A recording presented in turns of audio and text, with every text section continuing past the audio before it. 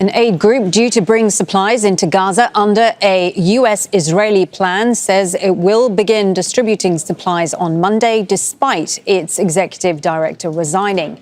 Jake Wood has stepped down from the post with the Gaza Humanitarian Foundation 2 months after being tasked to coordinate the delivery of aid in the Strip.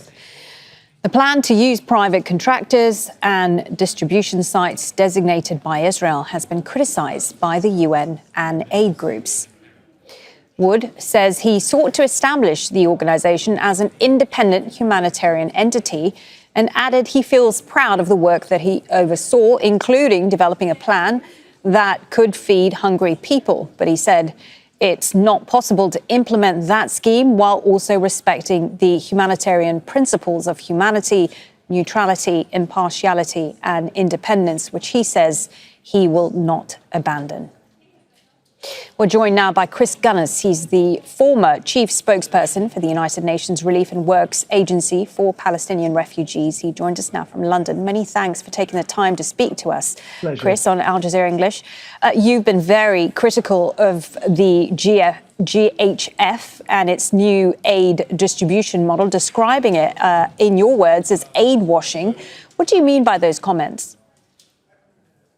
Well, it's quite simply the use of humanitarian aid to justify the weaponization of humanitarian assistance, but also to justify ethnic cleansing and genocide, which is exactly what we're seeing. But can I say that thankfully now we've seen the man in charge of this mercenary outfit resign. We need to move on and talk about how we can stop the slaughter, because make no mistake, the latest pictures that I've seen of babies and young children coming out of Gaza, they look like the emaciated survivors of Hitler's and the Nazis' death camps that were liberated in 1945. So the question is, will the Europeans and the Americans, who were so crucially involved in those tragic events in the Second World War, now actually take effective action, or will they carry on wringing their hands? Will they stop the supply of arms in compliance with the International Court of Justice? Will they stop trading with Israel in compliance with European and their own legislation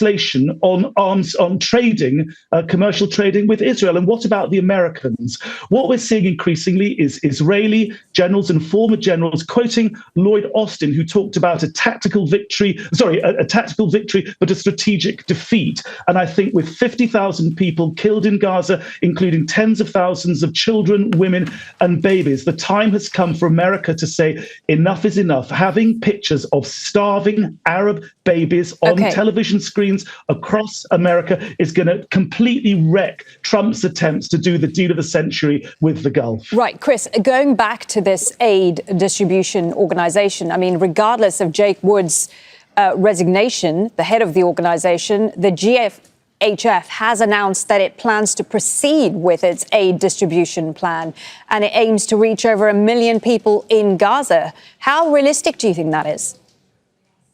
I think that what we're going to see, as we've seen before with the weaponization of aid, the subcontracting of aid to mercenaries, is the sort of disaster we saw with the flour massacre in February last year, when over 100 people were killed, when inexperienced people brought in trucks, parked them next to an Israeli checkpoint. Over 700 people were injured when there was a food riot. The only organization, I say again, that is capable of delivering aid to scale in Gaza to stop these emaciated Holocaust surviving images on our screens of children in Gaza is for UNRWA to step up. Only UNRWA has the infrastructure, the warehouses for food, the food distribution centers, the trucks, the vehicles, the staff, the long track record over decades of building up trust in the communities to deliver aid. And by the way, the Kelowna report, the independent report into Israel's trumped up allegations against UNRWA of involvement with the October attacks,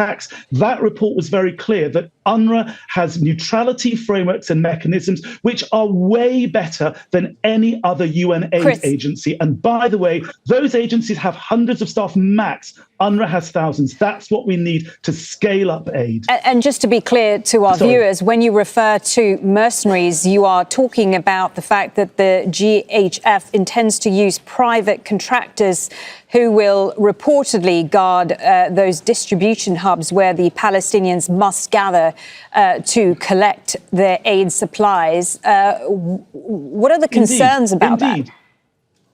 Well, as I said, and when people who don't have long humanitarian experience, people who are frankly mercenaries, backed incidentally by the Israeli right-wing private sector and the Americans do this, it ends in disaster and humiliation. Look at the so-called floating pier, $230 million worth washed away because aid distribution was left to the military, to mercenaries. It will end in further deaths. It will end in humiliation. It will not end with the starvation, which we're now seeing amongst the babies. We've seen those terrifying images. It will not stop that deepening. What we need now is for the crossings to be opened up 24/7, and for UNRWA, the backbone of an aid operation into Gaza, needs to be immediately scaled up, which, by the way, it can do very, very quickly. It needs to be given the chance. Otherwise, we're going to see deepening embarrassment for the Americans and for the Europeans. Just recently, the German Chancellor said he's going to say to Netanyahu, you cannot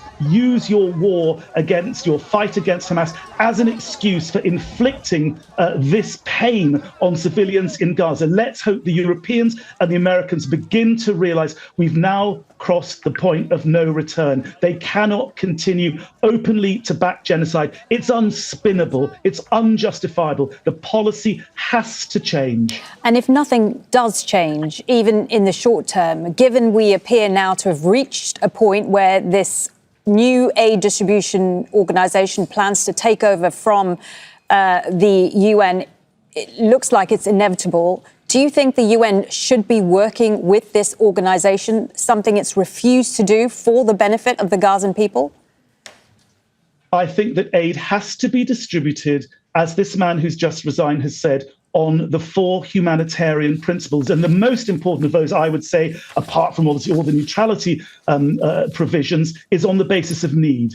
And only UNRWA has the ability to distribute aid at scale and on the basis of need. If you don't distribute aid according to the 4 humanitarian principles, as Tom Fletcher, the head of OCHA in New York, has said, as Philippe Lazzarini has said, he talked about a second Nakba that's on the way. And I think we have to listen to the humanitarian leaders in UNRWA at the level of the Secretary General in New York. We have to listen to these people. The member states have to realize that this mercenary organization will not deliver aid. According to those principles, we're going to have further disaster, and it has to be averted, and it has to be averted now. Chris Gunness, many thanks for speaking to us on Al Jazeera English. Chris is the former chief spokesperson for the United Nations Relief and Works Agency for Palestinian Refugees. Make sure to subscribe to our channel to get the latest news from Al Jazeera.